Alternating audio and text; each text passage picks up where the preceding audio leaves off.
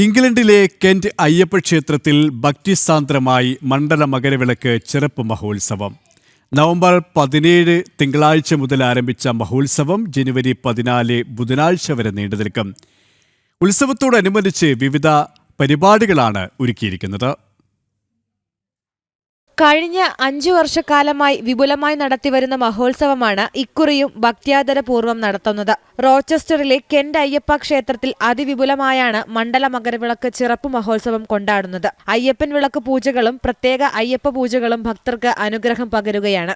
ഭക്തജനങ്ങളുടെ സൗകര്യാർത്ഥം ഈ രാജ്യത്തെ പരിമിതികളും നിയമങ്ങളും പാലിച്ച് കഴിവതും എല്ലാ ഭക്തർക്കും ഭഗവാന്റെ ദർശനം കിട്ടാനായി എല്ലാ ദിവസവും രാവിലെ 1 മണിക്കൂറും വൈകുന്നേരം 1 മണിക്കൂറും ക്ഷേത്രം തുറക്കുകയും മലയാള മാസത്തിലെ ആദ്യത്തെ ശനിയാഴ്ച രാവിലെ മഹാഗണപതി ഹോമവും വൈകുന്നേരം വിശേഷാൽ പൂജകളും ക്ഷേത്രത്തിൽ മുടങ്ങാതെ നടന്നു വരുന്നു.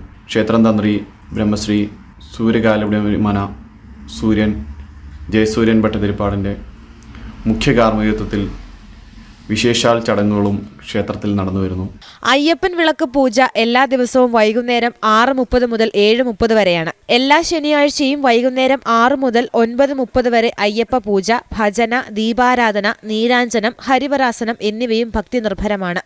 സൂര്യനസ്തമിക്കാത്ത ഈ നാട്ടിൽ നമ്മുടേതായിട്ടുള്ള മലയാളത്തിൻ്റെതായിട്ടുള്ള ശൈലിയിൽ ക്ഷേത്രാചാരങ്ങൾ ഇവിടെ കേരളത്തിൽ നടക്കുന്നത് പോലെ തന്നെയുള്ള ക്ഷേത്രാചാരങ്ങൾ ആണ് പ്രാമുഖ്യം കൊടുത്തിരിക്കുന്നത്.